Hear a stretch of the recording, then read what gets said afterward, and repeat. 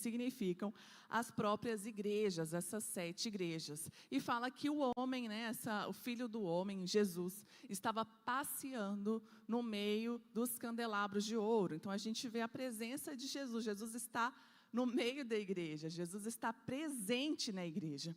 E fala também de 7 estrelas. Essas 7 estrelas, elas simbolizam o anjo de cada uma dessas igrejas. E aqui fala o seguinte, que essas 7 estrelas estão nas mãos de Jesus. Então, a gente ainda vai chegar no ponto que vai falar sobre o anjo, né, que está mencionado aqui, o anjo da igreja em Esmirna. Mas é importante a gente entender que essas estrelas estão nas mãos de Jesus, estão debaixo do controle dele. E a gente vai ver também aqui, a partir do versículo 17, diz assim: quando o vi, caí aos seus pés como morto. Então ele colocou sua mão direita sobre mim e disse: não tenha medo, eu sou o primeiro e o último. Sou aquele que vive. Estive morto, mas agora estou vivo para sempre. E tenho as chaves da morte e do Hades. O que eu falei, vocês vão ver aqui no versículo 20. Esse mistério das 7 estrelas que você viu em minha mão e dos 7 candelabros, as 7 estrelas são os anjos das 7 igrejas e os 7 candelabros são as 7 igrejas. O próprio texto traz essa interpretação. Mas, que eu li aqui no versículo 17, 18, fala a respeito de quem é Jesus. Ele falou assim: não tema, eu sou aquele que estive morto, mas agora eu vivo. Eu sou o primeiro e o último. Eu tenho as chaves do inferno e da morte nas minhas mãos. São as formas como Jesus se apresenta a cada uma dessas igrejas. A cada uma dessas igrejas vai ter um tipo de apresentação. E no estudo do texto, a gente vai vendo por que Jesus se apresenta com esse nome para aquela igreja. A gente vai ver que a forma, a nomenclatura, a identidade de Jesus nessa saudação, ela tem muito a ver com a mensagem que ele precisa passar para aquela igreja. Isso é muito maravilhoso, porque a gente vai vendo que Deus se apresenta a nós conforme a nossa necessidade. Quantos nomes Deus tem na Bíblia, né? Jeová Rafá, Jeová Nissi, o Senhor é a nossa bandeira, o Senhor é a nossa provisão, o Senhor é a nossa cura. Deus tem uma revelação a você conforme a sua necessidade. Eu estou precisando de uma provisão financeira. Existe uma revelação de Jesus conforme essa sua necessidade. Eu estou precisando de uma restauração na minha vida. Deus tem uma forma de se revelar conforme essa sua necessidade. E hoje, falando de Esmirna, a gente vai ver por que Jesus se apresentou como o primeiro e o último. Nada ainda do slide? Vamos ver se alguém vai lá ajudar. Depois vocês vão ter acesso a isso. Então, vamos ler lá Apocalipse 2, do versículo 8 até o versículo 11. É a carta à igreja de Esmirna. Ao anjo da igreja em Esmirna, escreva: essas são as palavras daquele que é o primeiro e o último, que morreu e tornou a viver. Conheço as suas aflições e a sua pobreza, mas você é rico. Conheço a blasfêmia dos que se dizem judeus, mas não são, sendo antes da sinagoga de Satanás. Não tenha medo do que você está prestes a sofrer. O diabo lançará alguns de vocês na prisão para prová-los, e vocês sofrerão perseguição durante 10 dias. Seja fiel até a morte, e eu lhe darei a coroa da vida. Aquele que tem ouvidos para ouvir o que o Espírito diz às igrejas, o vencedor de modo algum...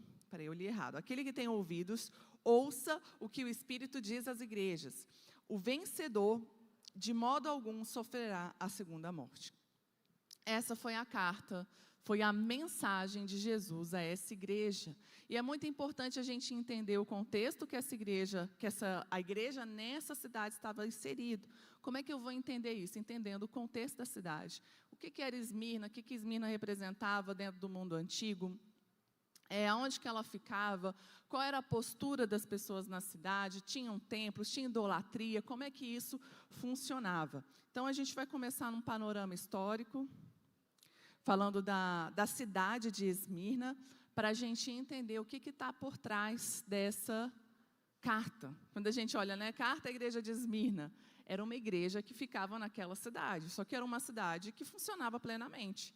Tinha comércio, tinha governo, tinha sua própria religião. E a gente sempre está inserido dentro desse contexto.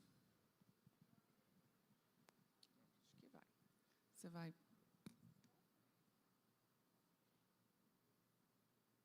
Tá. Estão me vendo, queridos? Quando a gente está falando aqui do contexto das igrejas, a gente tem que lembrar que era Império Romano. E muitas das coisas têm influência grega, porque o Império Romano absorveu a Grécia. Então, toda aquela cultura helenística está dentro de Roma. Tanto que, quando você vai nessas cidades, os escritos eram em grego e não em latim, que era de se esperar de uma cidade dominada pelo Império Romano. Inclusive, quando a gente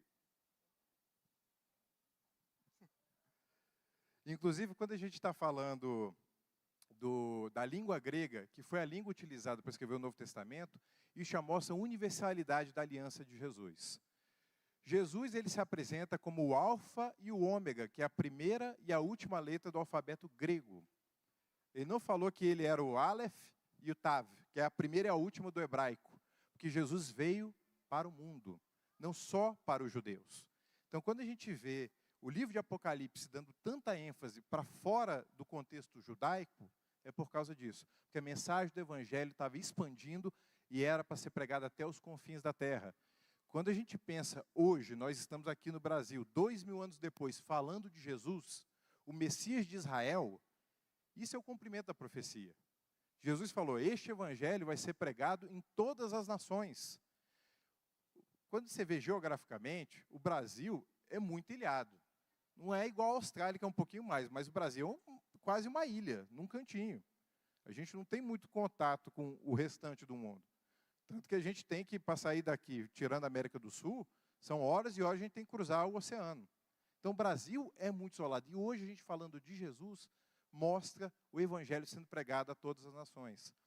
E o Evangelho é uma coisa interessante. Eu estava na faculdade e eu estava tendo aula de antropologia. E o meu professor, fez doutorado em tribos indígenas, culturas e tal, e ele começou a falar de Deus. Ele falou o seguinte, gente, Deus é uma criação que as pessoas têm para tentar justificar o que elas não entendem. Por isso que eles criam um Deus para si, porque tanta coisa que não consegue entender, que não tem ciência, aí joga na conta de Deus. E começou a falar e foi voando ali, né? E faculdade, o pessoal escuta, poucas pessoas vão lá e questionam. E eu ouvindo aquele negócio, assim, me coçando, até que eu levantei a mão. Foi mais forte que eu. Eu falei assim, professor, ok, você falou desse conceito da criação de Deus, ser uma coisa ligado ao ethos, vai surgindo em cada cultura, mas como é que você me explica o cristianismo? Porque o cristianismo surgiu, foi perseguido, as pessoas estavam sendo mortas por causa do Evangelho, e mesmo assim ele cresceu e não desapareceu. Se a ideia de Deus e de religião depende do ambiente favorável para florescer, o cristianismo deveria ter desaparecido. Como que você explica o cristianismo ter crescido pelo mundo inteiro?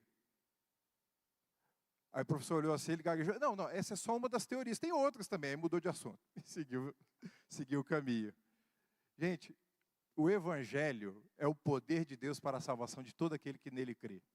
Primeiro o judeu, mas também o grego. O grego está falando assim, aquele que não é judeu, todos os outros. Porque no Evangelho é revelada a justiça de Deus, que é de fé em fé, e está escrito que o justo viverá pela fé. Então, quando o Evangelho é pregado, brota a fé no coração. Ninguém consegue ficar indiferente à mensagem do Evangelho. Ou a pessoa se rende, ou a pessoa combate. Mas não tem como a pessoa ficar indiferente ao Evangelho. O Evangelho é muito forte, é o próprio Deus falando ao coração de cada pessoa. O Evangelho é um convite para a pessoa seguir o caminho de Deus.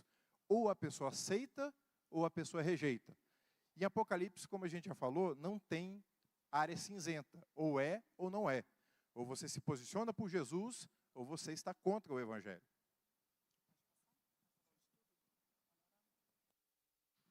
E a gente trouxe algumas fotos autorais para vocês, que tem nas escavações lá na cidade de Esmirna. Até hoje a cidade tem o mesmo nome, fala Izmir, na verdade. Algumas cidades que a gente vai ver, elas mudaram de nome. E é uma cidade muito próspera, muito grande até os dias de hoje. Então, as escavações não são muito exploradas, né? Essas escavações, vocês vão ver, elas ficam no meio da cidade. Ali no fundo, vocês vão ver os prédios, as casas. Então, é como se fosse um parque no meio da cidade. E esses arcos aí, ó, tudo são dessas construções nesse modelo que o Tiago trouxe, né? Grego. Olha só, as escavações, isso aí eram as ruas, né, dos mercados, tudo aí por baixo. Aqui do lado esquerdo para vocês, tem a Ágora. A Ágora era um local, todas as escavações, todas as cidades antigas que você puder visitar ou pesquisar, você vai ver que sempre é um lugar muito importante da cidade. Era um grande mercado que ficava no centro da cidade, e nesse mercado era onde eram feitas as trocas, os comércios, os encontros políticos, né, os debates, eles eram feitos na Ágora, e ficava nesse lugar aí onde você vê esses arcos. E esses arcos aqui do lado direito é o aqueduto. O aqueduto era o que viabilizava que uma cidade grande, né, que uma cidade pudesse prosperar e se tornar uma cidade grande. O Tiago sempre fala, né, já reparou que toda cidade que a gente vai, uma cidade próspera, né, cidade que cresceu, sempre tem um rio, porque é a água que possibilita esse desenvolvimento. E o aqueduto era uma tecnologia para a época muito avançada, para trazer esse suporte para a cidade se desenvolver. E aqui é para vocês se divertirem com a gente tirando fotos. Isso foi em 2015. Vocês vão ver a gente um pouquinho diferente aí nesses dias. Mas né? Meu cabelo era preto. E tinha uns quilos a menos também. A pose do Tiago é maravilhosa. Eu falei, não, essa foto tem que estar. Mas ali, uma das escavações também, muitas colunas, essas colunas que tem aqui embaixo, são das escavações. Eles acharam muitas colunas, eles vão armazenando, e depois, conforme o formato, né, eles vão fazendo as montagens e tentando descobrir o que eram aqueles lugares. E na entrada da cidade tinham esses 2 leões aí, que eram um simbolismo, né, de poder, de autoridade. Nós vamos fazer aqui um estudo expositivo. Então, a gente vai pegar todos os versículos e vamos comentar em cima dos versículos. Até porque as cartas não são muito extensas, então vai versículo por versículo. Tem formas e formas da gente estar estudando a Bíblia, né? A expositiva é a que te força a ir mais para o texto. Você depende do texto para chegar às suas conclusões. É a mais segura também. Então, começa falando, ao anjo da igreja em Esmirna escreve. A gente falou lá na EAD, que o anjo aqui, muitas pessoas entendem como o líder da igreja, ou o mensageiro, a pessoa que ia circular aquela mensagem para a igreja, né? Mas, num contexto do outro, está falando de uma pessoa que ia servir de arauto, de porta-voz dessa mensagem para a igreja. E a carta de Esmirna é um chamado à perseverança mesmo no meio da perseguição. O contexto ali na Ásia Menor, ele variou bastante. Nem sempre o evangelho foi perseguido, é uma coisa que é importante a gente entender. Quando a gente está lendo a Bíblia, a gente chega no livro de Atos, quando surgiu a igreja, a perseguição à igreja não era dos romanos, era dos judeus. Muitas vezes o Império Romano até protegia os cristãos. Era uma coisa até interessante, né? Paulo, quando foi preso pelos judeus e levaram ele à presença do governador, falou assim, cara, isso aí é assunto da lei de vocês, estou nem aí para isso. Porque o cristianismo, no começo, ele era visto como uma seita do judaísmo. Ele não era entendido como uma outra religião. Era assim, vocês acreditam em Moisés, acreditam em Abraão, aí vocês aí acreditam nesse Jesus, Messias, os outros não acreditam. Mas como já tinha fariseu, já tinha saduceu, já tinha essênio, eles falaram, mais uma seita deles aí, pronto, mais uma subdivisão. Eles não conseguiam entender que estava uma proposta nova que os judeus estavam rejeitando. Porque o evangelho, sim, é a continuação do judaísmo, mas é uma nova aliança totalmente distinta da antiga, mas baseada nas promessas que estavam no Antigo Testamento. E nesse contexto aqui em Esmirna, era uma época que estava começando uma perseguição. E outra, a perseguição também não era uma coisa homogênea. às vezes, algumas cidades estavam enfrentando perseguição mais do que as outras. Então, às vezes, até tinha um certo fluxo. Os cristãos de uma cidade migravam para outra para fugir da perseguição. Não era uma coisa assim generalizada, que nem aconteceu na época do Holocausto, que onde tivesse um judeu, os nazistas iam atrás para destruir. Teve essa oscilação. E em Mateus capítulo 24, 13, Jesus falou o seguinte: aquele que perseverar até o fim será salvo. O Evangelho é o poder de Deus para a salvação. E quem que vai ser salvo? Aquele que perseverar até o fim. Em relação à salvação, existem duas correntes mais famosas, que é o arminianismo e o calvinismo, que nós falamos disso na época da Reforma Protestante, que é basicamente da onde que surge a salvação, se é um ato unilateral de Deus ou se tem uma sinergia de Deus com o ser humano. Resumindo, é muito mais que isso, mas resumindo dá para a gente colocar isso. O arminianismo entende que tem uma sinergia e o calvinismo entende que é uma monergia, é um ato unilateral de Deus e o ser humano nem pode resistir a isso. Mas independente dessa linha, o que os dois concordam é que tem que perseverar até o final. Se não perseverar até o final, a pessoa não vai ser salva. Então o Evangelho é um convite para até o último dia da sua vida. Não adianta a pessoa começar bem e no meio do caminho ela desistir. Chegar até o finalzinho e de repente abandonar. O Evangelho é um convite para até o fim da nossa vida, porque não tem outro caminho. Então aquele que perseverar até o fim será salvo. Que fim é esse? Até o fim mesmo. Ou Jesus voltou, ou você vai encontrar com Ele. É porque não tem mais nada aqui nessa terra. Seja porque acabou para todo mundo, ou porque acabou para você ou para mim. Mas a perseverança tem que ser até o final. E após a saudação, vem Cristo se apresentando a essa igreja. Como eu falei, cada igreja ele se apresentou de uma forma, e a igreja de Esmirna ele diz o seguinte: estas são as palavras daquele que é o primeiro e o último, que morreu e tornou a viver. Como que Cristo se apresenta? Algumas traduções vão trazer alfa e ômega, algumas traduções vão trazer primeiro e último. Tem. E a gente vai ver em outros textos da Bíblia, assim como essa mesma designação do Senhor é feita. Então, o que quer dizer primeiro e último? Quer dizer aquele que começou, é aquele que vai terminar todas as coisas. Está falando de eternidade, aquele que vive para sempre. A gente vai ver lá Apocalipse 1, no versículo 8, diz o seguinte: eu sou o alfa e o ômega. Como o Tiago falou, são as primeiras letras do alfabeto grego. Primeira e última. Primeiras não. A primeira e a última letra, dando esse entendimento de completude, aquele que começa e aquele que termina. Diz o Senhor, o que era, o que é, o que era e o que há de vir. É o presente, é o passado e é o futuro. Deus está em todas as coisas. O Todo-Poderoso. A gente vai ver isso também no final de Apocalipse 17 e 18, também a gente já leu, que traz esse nome.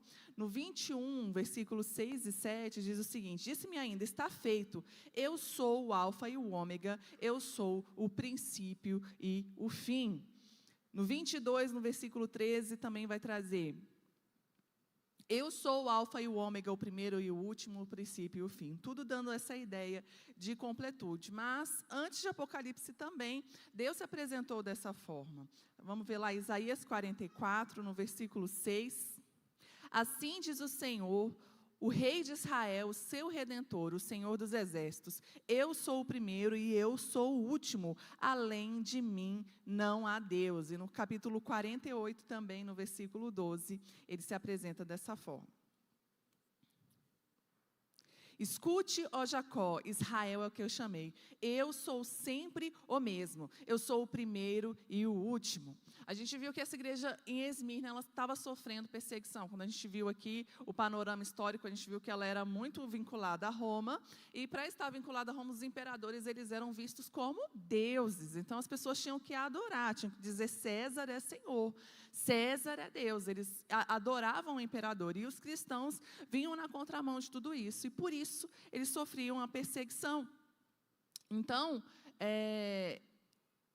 Jesus estava falando para essa igreja o seguinte: olha, eu sou para sempre, eu sou antes de Roma existir, eu sou antes do imperador nascer, e depois que todos eles passarem, depois que todos eles morrerem, eu ainda serei. Então, não se apegue a essa figura que você está vendo agora, essa figura que é temporária. Eu sou eterno e o que eu tenho para você são caminhos de eternidade. Depois ele vai falar o seguinte, que ele morreu e tornou a viver. O que ele quer dizer com isso? Falou assim, olha, eu já passei pela morte, mas melhor do que isso, eu venci a morte. Eu estive acima dela. Eu trouxe algumas referências aí, depois vocês vão ter acesso aos slides, vocês podem ler. Mas, o que a Bíblia fala? Que a morte não pôde deter o autor da vida. A morte não pôde vencer Jesus. Ele vai falar assim, olha, mesmo que você enfrente perseguição, que te leve até a morte não é nada para mim. A morte não é o fim, a morte eu mesmo venci. Então, por isso que ele se apresenta dessa forma, eu estive morto, mas eu tornei a viver. No início da igreja, e tempos em tempos surge algo parecido, a divindade de Jesus era questionada e às vezes a humanidade de Jesus era questionada. Às vezes entendiam, Jesus era um profeta, era um homem de Deus, mas não era Deus. Por outro lado, falam assim, não, Jesus era um espírito evoluído, Jesus é uma ideia, mas Jesus não veio como homem.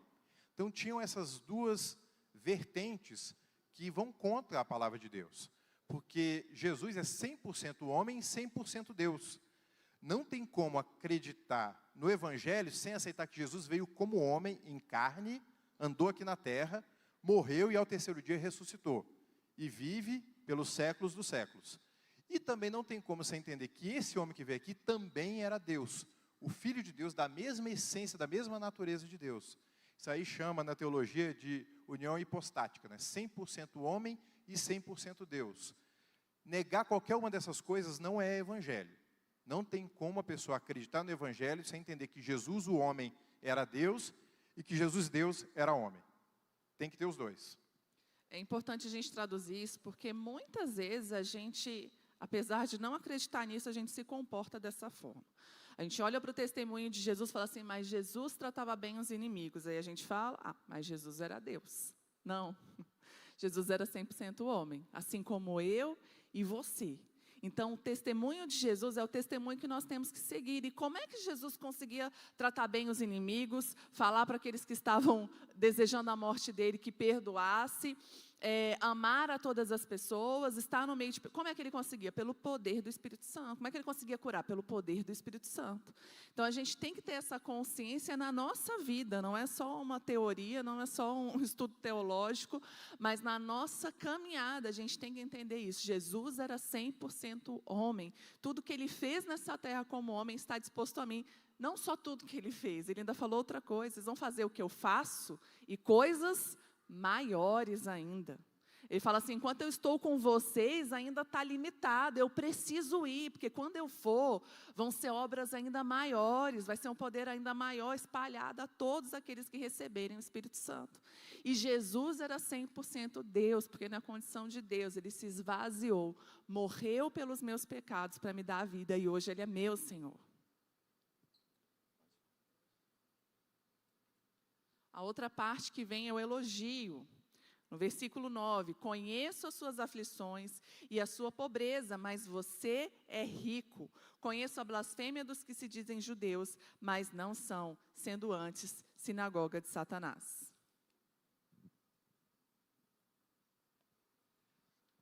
Jesus aqui estava fazendo, quando eu falo Jesus, é porque foi Jesus quem ditou essas cartas para as igrejas. João apenas estava recebendo e escrevendo. Aqui estava colocando um contraste entre a riqueza espiritual e a pobreza material. Esmirna era uma cidade muito próspera. E em cidade próspera, as pessoas são prósperas, né?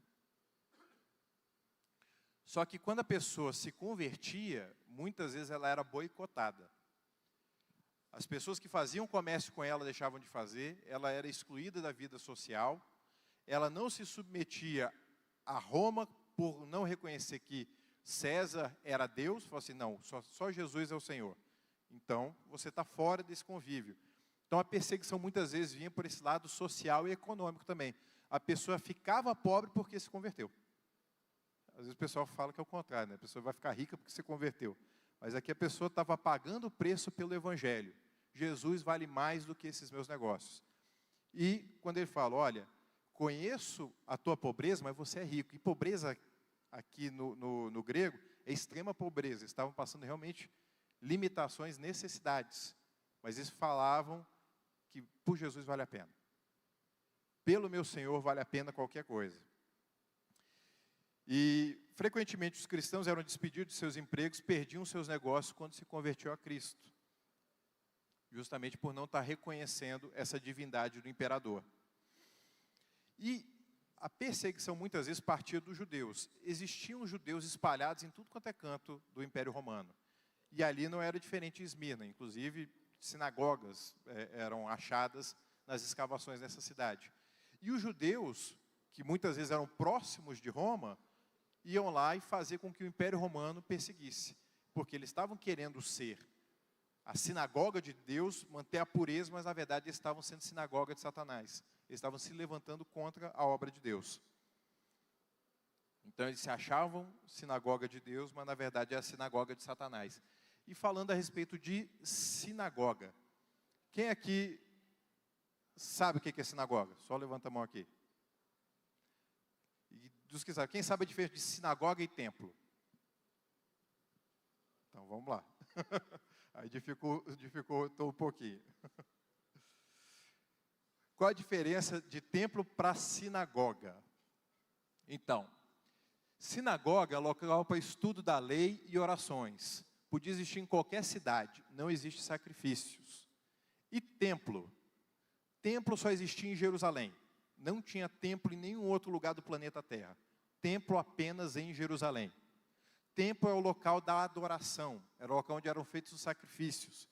Inclusive, um parênteses aqui, gente, quando a gente fala em sacerdote, às vezes as pessoas glamorizam o sacerdote e ficam colocando uma pompa, mas sacerdote, quando a gente vai trazer para o nosso contexto hoje, sacerdote, ele era basicamente um açougueiro e um churrasqueiro.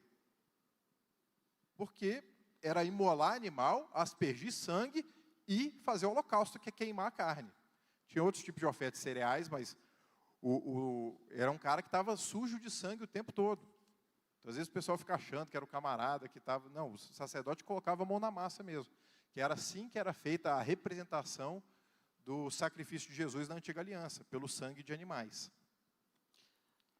E é importante saber isso aí. Sinagoga é uma coisa que você não tem no Antigo Testamento. Você não vai ver a palavra sinagoga no Antigo Testamento. Sinagoga surgiu depois do exílio da Babilônia, que foi uma forma que os judeus tiveram de continuar a sua fé, se reunindo enquanto o templo estava destruído. Eles não podiam ir para Jerusalém, e se pudesse, o templo estava destruído, não ia ter adoração.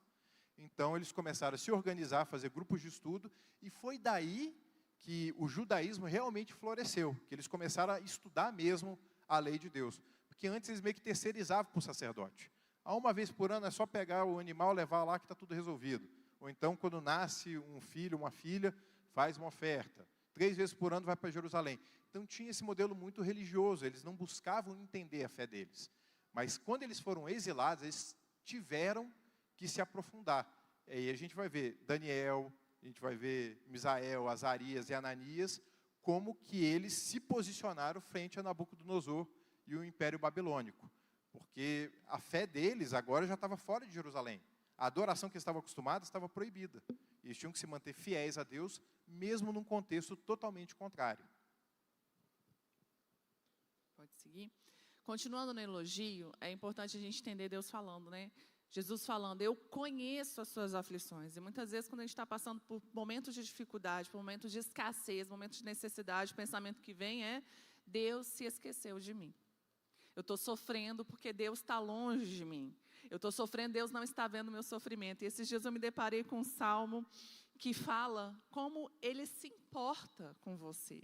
Como Ele se importa com cada lágrima que cai do seu rosto. Lá em Salmo 56, no versículo 8, Davi, orando, fala o seguinte, registra tu mesmo o meu lamento e recolhe as minhas lágrimas em teu odre. Acaso não estão anotadas no seu livro? Fala assim, cada lágrima Deus recolhe, cada sofrimento, cada perseguição que você tem passado, Deus conhece. Quando você lê aqui essa carta a Esmirna, veja o Senhor falando com você, conheço as suas aflições. E às vezes Deus parece que está distante, Deus parece que está calado, mas Ele nunca está distante de nós. E quando você está nesse momento, Ele está te moldando, Ele está te abraçando, Ele está te consolando. para que você possa sair desse momento vencedor, dessa tribulação vencedor. Em Lucas 12, Jesus conta uma parábola que fala sobre ser rico para com Deus. A gente vê essa comunidade que estava passando por necessidades financeiras, necessidades naturais, mas ao mesmo tempo fala, você é rico, conheço a sua pobreza, mas você é rico. A Bíblia muitas vezes traz contradições, né? Fala assim, bem-aventurados, felizes os que choram. Fala assim, como é que é feliz quem está chorando?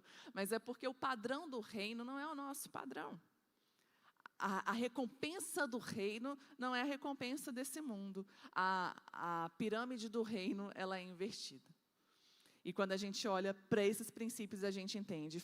Jesus fala de um homem que ele estava muito rico, ele falou assim, eu vou construir um outro celeiro para poder armazenar ainda mais os meus bens. E Jesus fala assim, pobre coitado, mal sabe que hoje pedirão a sua alma. Para onde que vão as suas riquezas? Elas não vão com você. Em Mateus também, Jesus fala, não ajuntem tesouros nessa terra, onde os ladrões roubam, onde a traça corrói, mas ajuntem tesouros nos céus.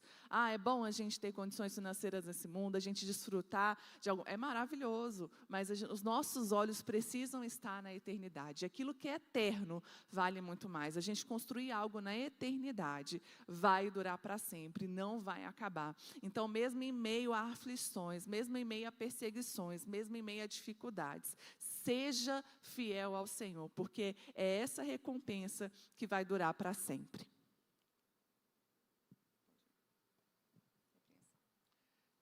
Repreensão. Então, a igreja de Esmirna não teve repreensão. Das 7 igrejas, 2 não tiveram repreensão, que foi a igreja de Filadélfia e a igreja de Esmirna. E teve uma que não teve elogio, que foi a igreja de Laodiceia. As outras 4 igrejas seguiram aquele modelo de elogio e repreensão. Porque eles estavam perseverando, eles estavam sendo fiéis. Eles não estavam se desviando do foco. Quando a gente fala que Deus não estava repreendendo a igreja, não quer dizer que todos eram perfeitos, não é isso. Mas quer dizer que eles estavam perseverando no caminho certo. O problema é a gente desviar a rota. Você está no caminho certo, eventualmente você tropeçou, levanta e continua. Agora, quando você sai do caminho, aí é perigoso. Porque ainda que você acerte tudo, você vai chegar no lugar errado. E só um detalhe, né? Por exemplo, você vai pegar um carro, imagina assim um carro, um Tesla, 1000 cavalos de potência. Aí depois você pega não sei, um Fusca 64. Nem sei se tinha Fusca em 64, mas vamos imaginar que tinha. Aí você coloca os dois para sair daqui e chegar em Goiânia. Qual que vai chegar primeiro? A lógica diz que é o Tesla, né? Mas tem uma premissa antes.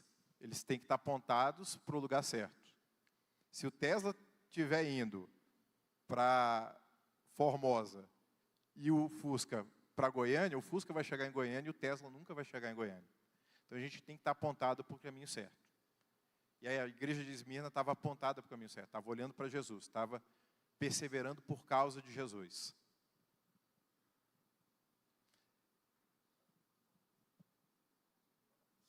Advertência e conselho. O versículo faltou.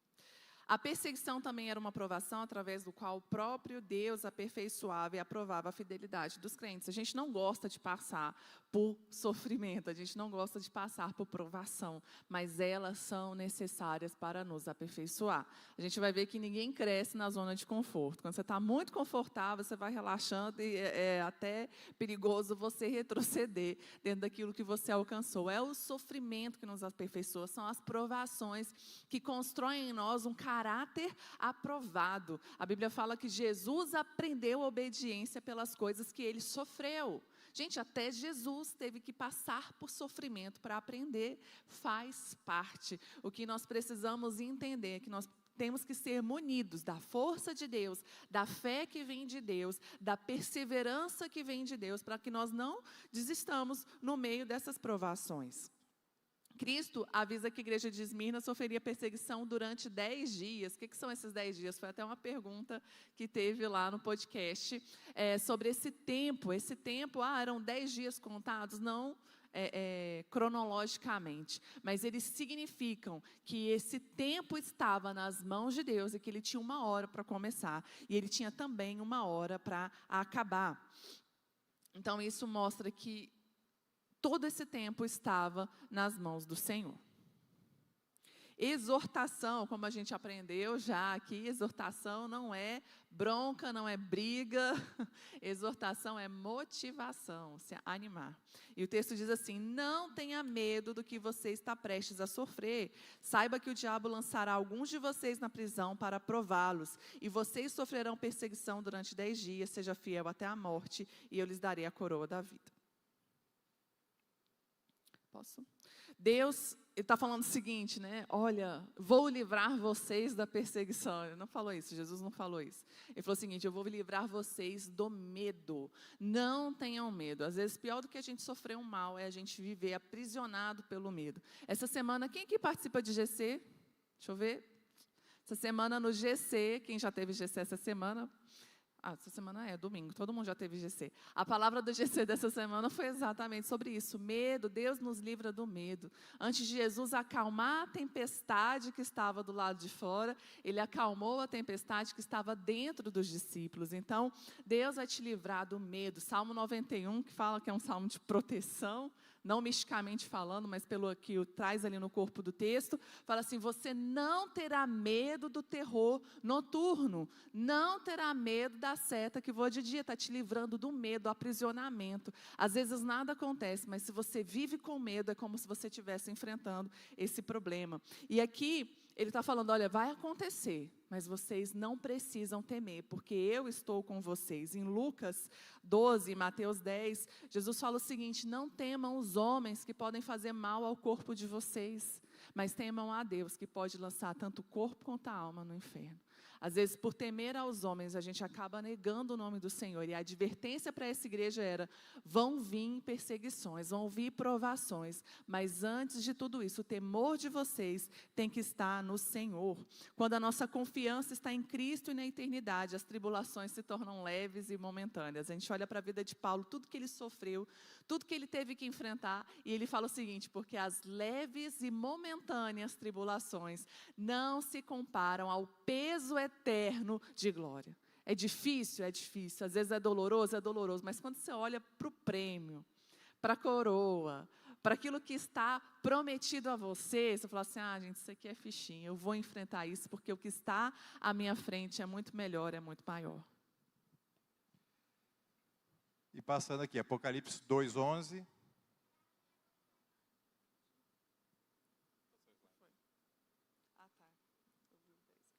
Apocalipse 2:11.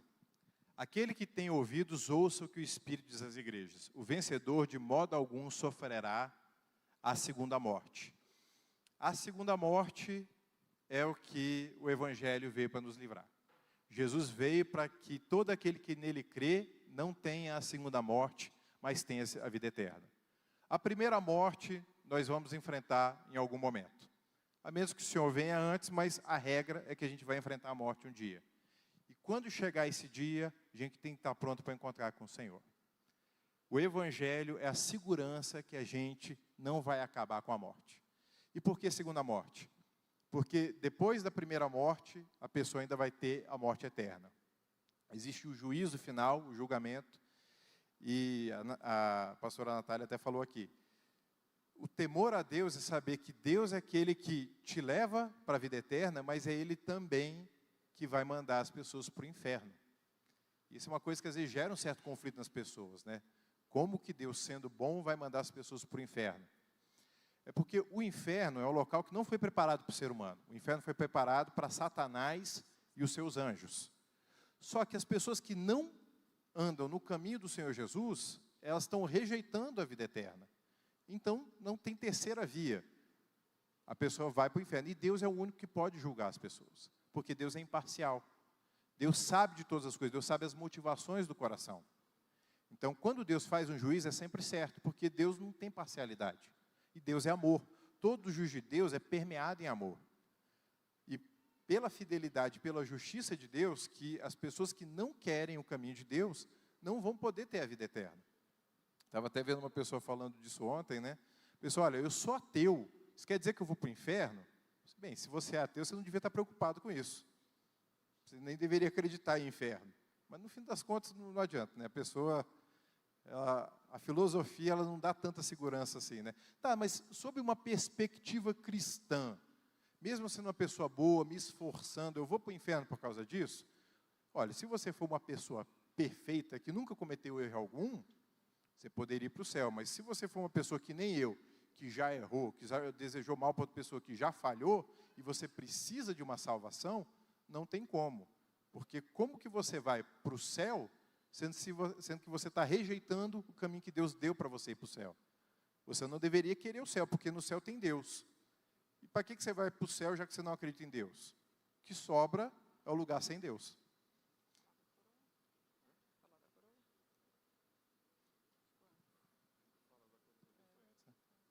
A gente tem só um detalhezinho aqui. Esses versículos a gente não vai ler, vocês leem depois. Tem a promessa também da coroa da vida, né? Quando fala coroa, o que vem na sua cabeça? Dessas imagens aí. Glória, mas dessas daí, que estão? Então, quando está falando aqui em Apocalipse de coroa, não está falando dessa aqui, do rei. Está falando uma coroa de louros, uma coroa de vitória. Isso aqui foi na Olimpíada de Atenas, porque antigamente não se dava medalha para os vencedores, se dava uma coroa de louros. Então, quando está falando de coroa, a palavra no grego é Stéphanos, está falando de vitória. Então, você vai ter a coroa da vida, quer dizer, você vai ter a vitória da vida eterna. Não está falando de reinado. Existe a promessa de nós reinarmos com Cristo, mas aqui especificamente coroa está falando de vitória. Aquele que perseverou até o fim e venceu. Não, isso aqui eu já falei para vocês. A gente também preparou aqui um testemunho de um bispo de Esmirna, Policarpo, que ele foi posterior a esse tempo dessa carta, mas ele é uma representação muito fiel que Cristo quis transmitir para essa igreja. O martírio de Policarpo. Pode aumentar o som. O dia estava quente. As autoridades de Esmirna procuravam Policarpo, o respeitado bispo da cidade. Elas já haviam levado outros cristãos à morte na arena. Agora, uma multidão exigia a morte do líder. Policarpo saíra da cidade e se escondera na propriedade de alguns amigos no interior. Quando os soldados entraram, ele fugiu para outra propriedade. Embora o idoso não tivesse medo da morte e quisesse permanecer na cidade, seus amigos insistiram que se escondesse. Talvez com temor de que sua morte pudesse desmoralizar a igreja. Se esse era o caso, estavam completamente equivocados. Quando os soldados alcançaram a primeira fazenda, torturaram um menino escravo para que revelasse o paradeiro de Policarpo. Assim, apressaram-se bem armados para prender o bispo. Embora tivesse tempo para escapar, Policarpo se recusou a agir assim. Que a vontade de Deus seja feita, decidiu. Em vez de fugir, deu as boas-vindas aos seus captores, ofereceu-lhes comida e pediu permissão para passar um momento sozinho em oração. Policarpo orou durante 2 horas. Alguns dos que ali estavam com a finalidade de prendê-lo pareciam arrependidos por prender um homem tão simpático. No caminho de volta a Esmirna, o chefe da guarda tentou argumentar com Policarpo. Que problema há em dizer César é senhor e acender incenso? Policarpo calmamente disse que não faria isso. As autoridades romanas desenvolveram a ideia de que o espírito, ou o gênio do imperador César, era divino. A maioria dos romanos, por causa de seu panteão, não tinha problema em prestar culto ao imperador, pois entendia a situação como questão de lealdade nacional. Porém, os cristãos sabiam que isso era idolatria. Pelo fato de os cristãos se recusarem a adorar o imperador ou os outros deuses de Roma e adorar Cristo de maneira silenciosa e secreta em seus lares, a maioria das pessoas achava que eles não tinham fé. Fora com os ateus, gritavam os habitantes de Esmirna, enquanto buscavam os cristãos para prendê-los. Como sabiam apenas que os cristãos não participavam dos muitos festivais pagãos e não ofereciam os sacrifícios comuns, a multidão atacava o grupo, considerado ímpio e sem pátria. Então, Policarpo entrou em uma arena cheia de pessoas enfurecidas. O procônsul romano parecia respeitar a idade do bispo. Como Pilatos, queria evitar uma cena horrível, se fosse possível. Se Policarpo apenas oferecesse um sacrifício, todos poderiam ir para casa. Respeito sua idade, velho homem, implorou o procônsul. Jure pela felicidade de César. Mude de ideia. Diga, fora com os ateus. O procônsul obviamente queria que Policarpo salvasse a vida ao separar-se daqueles ateus, os cristãos. Ele, porém, simplesmente olhou para a multidão zombadora, levantou a mão na direção deles e disse: fora com os ateus. O procônsul tentou outra vez. Faça o juramento e eu o libertarei. Amaldiçoe Cristo. O bispo se manteve firme. Por 86 anos, servi a Cristo e ele nunca me fez qualquer mal. Como poderia blasfemar contra meu rei que me salvou? Se você finge que não sabe quem sou, ouça bem. Sou um cristão. Se você quer aprender sobre cristianismo, separe um dia e me conceda uma audiência. O procônsul ameaçou jogá-lo às feras. Policarpo disse: pois chame-as. Se isso fosse uma mudança do mal para o bem, eu a consideraria. Mas não posso admitir uma mudança do melhor para o pior. Ameaçado pelo fogo, Policarpo reagiu. Seu fogo poderá queimar por 1 hora, mas depois se extinguirá. Mas o fogo do julgamento por vir é eterno. Por fim, anunciou-se que Policarpo não se retrataria. O povo de Esmirna gritou: esse é o mestre da Ásia, o pai dos cristãos, o destruidor de nossos deuses, que ensina o povo a não sacrificar e a não adorar. O procônsul ordenou que o bispo fosse queimado. Policarpo foi amarrado a uma estaca e o fogo foi ateado. Contudo, de acordo com testemunhas oculares, seu corpo não se consumia. Conforme o relato dessas testemunhas, ele estava lá no meio, não como carne em chamas, mas como um pão sendo assado ou como o ouro e a prata sendo refinados em uma fornalha. Sentimos o suave aroma, semelhante ao de incenso ou ao de outra especiaria preciosa. Quando um dos executores o perfurou com uma lança, o sangue que jorrou apagou o fogo. Uau! Esse é o testemunho de uma pessoa que se manteve fiel até a morte. Vamos ficar de pé? Para a semana que vem, a gente vai estudar a igreja de Éfeso, está no mesmo capítulo 2, vocês podem ler em casa. Amém? Senhor, nós te louvamos, ó Deus, por esse tempo, por esse aprendizado, ó Deus, por aquilo que esta igreja, Senhor, esse testemunho nos ensina nos dias de hoje, Pai. Que nós possamos ser fiéis, fiéis mesmo que isso custe a nossa própria vida, Pai. Porque nós temos os nossos olhos em algo que é eterno, em algo que é muito maior. O Senhor é fiel, Pai, a nós até o fim. Nós queremos, Senhor, demonstrar a nossa fidelidade ao Senhor em todo o tempo, no nome de Jesus. Amém. Deus abençoe. Daqui a pouco a gente começa o nosso culto.